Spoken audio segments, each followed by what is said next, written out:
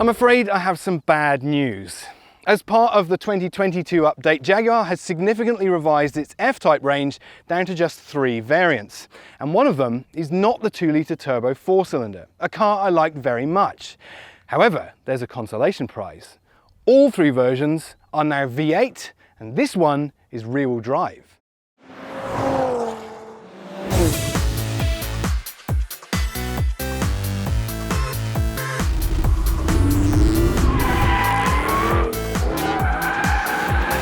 It's finally that beautiful blend of front-engined rear-wheel drive balance when on a track like this you can really make the use of all of that grunt, 580 Newton meters.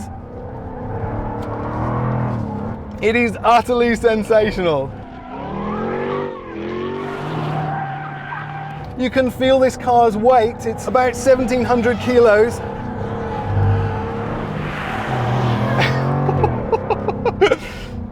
But boy, is it good fun.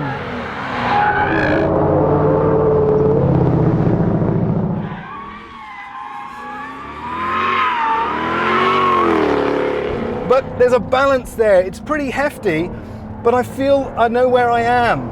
I'm just slinging it into some of these corners and it communicates through that lovely steering.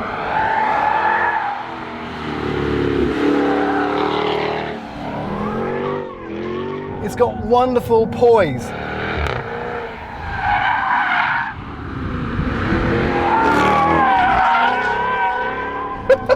And once you get familiar with it, it really does start to shine.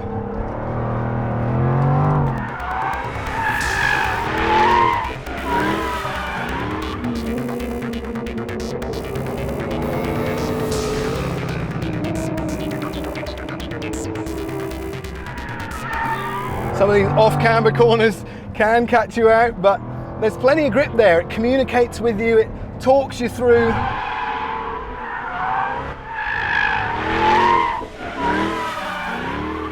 The weight transfer is also beautiful.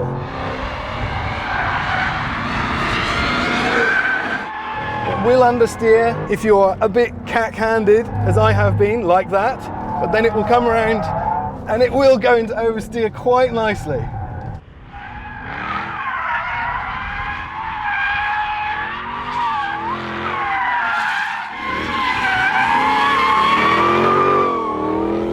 Just give it time, and it will reward.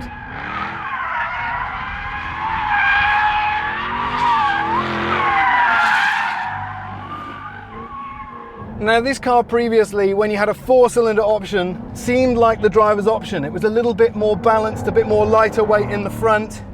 Personally, I didn't care a lot for the V6. There's no doubt that this car, with a return to rear-wheel drive, front-engine V8 grunt, it makes so much more sense.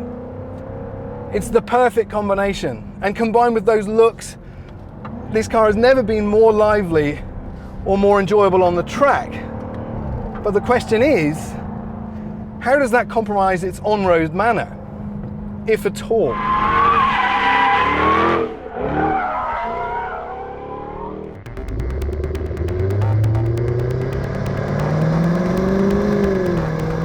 You can probably tell by now that this car on your own private racetrack is an absolute hoot.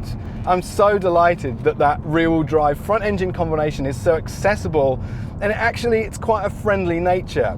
I'm certainly no race driver, but there were no disasters. But what I'm really happy about is this car makes even more sense when you get it on the public road.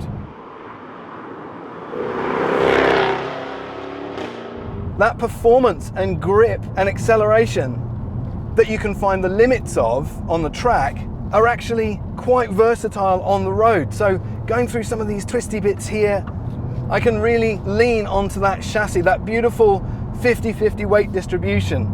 Those rear wheels talking to me, and the steering as well at the same time. Sitting right over the back axle, I feel like I'm right in the center of all the action.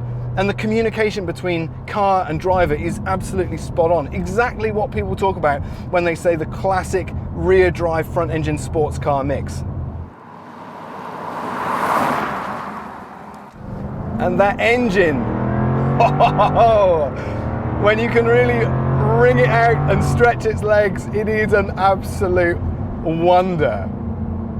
You can't beat the sound of a cross-plane crank V8, and this one sounds like an absolute classic. In all honesty, that engine is actually getting a bit long in the tooth. 5 litre supercharged. This one has 331 kilowatts, 580 newton meters of torque. But actually, it's a bit of a dinosaur. There's plenty of other engines in sports cars that are technologically much more advanced. But there's a charm to this engine. Is it fair to call it a classic? It's a traditional V8. Sadly, the likes of which are few and far between these days. And therein lies one of the wonderful things about the F-Type. How many front-engine V8 sports cars, honestly, can you buy on the market today? Not many. And I know you'll all be jumping out your seat saying, Mustang, Mustang, Mustang. Well, let's not forget the Mustang isn't a particularly cheap car anymore, so it's almost having to compete with something like this these days.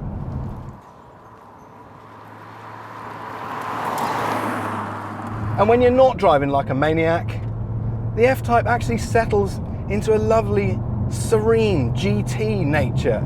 It's actually got beautiful manners. And while you can always feel it's a sports car at nature, it's actually quite compliant and relaxing to drive, especially if you pop it into one of the more relaxing modes. I love this cabin, and I love the color combination this particular car is specified in. Traditional British racing green, metallic and tan leather. Can you get any more classic or agreeable? It is actually starting to show its age a little bit.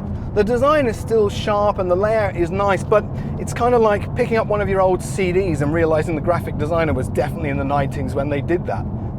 There's still tons of technology. I've got a digital instrument cluster for the driver, this lovely 12.3-inch central screen, which actually the graphics haven't dated that much, and it's still intuitive, and there's plenty of tech in there. Obviously got smartphone pairing and all that sort. There's just a feel about the cabin that's starting to give away its age. There's a few options chucked around this cabin, and you can very quickly get away from the $160,000 starting price. But actually you get rather a lot for your money. These seats are beautiful, thin and elegant and sporty feeling, but still comfortable and actually quite relaxing on longer trips. And the driving position is just lovely. The perfect position, nice and reclined, good space for people with long legs like me. The steering is in exactly the right position, and if that's not quite right, there's tons of adjustability to make sure you can get into the right spot. And the visibility just feels spot on as well. Nice and low down, I'm sitting looking out over that lovely long bonnet, and it keeps my vision up on the horizon where I'm going. If you ever happen to forget what brand of car you're in, all you have to do is go about 80 kilometers an hour and the spoiler pops up behind you, and you can see in the rear view mirror the classic Jaguar and an icon behind you there. I do love a convertible, and you can get a convertible version of this, but for me this is absolutely the pick of the range. Not only is it the most affordable, it's the one that makes the most sense. I've always had a bit of a soft spot for the Jaguar F-Type. And although if you're putting up against things like the Porsche Cayman, majority of the time I'd advise you spend your money with a German. But if you wanted to spend nearly $270,000 and go for the R, you're definitely getting the performance-oriented version of the lineup. But if you're spending that kind of cash and you're interested in a car that's great on track, you definitely wouldn't spend that money on an F-Type. However, if you're after a car that looks like this, it's stunning. There is only one car on the road that looks like this, and it makes the right soundtrack with a proper V8 up front. For me, this is absolutely the pick of the F-Type range.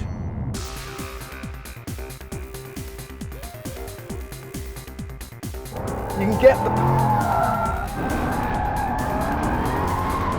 and you can spin it, it's possible.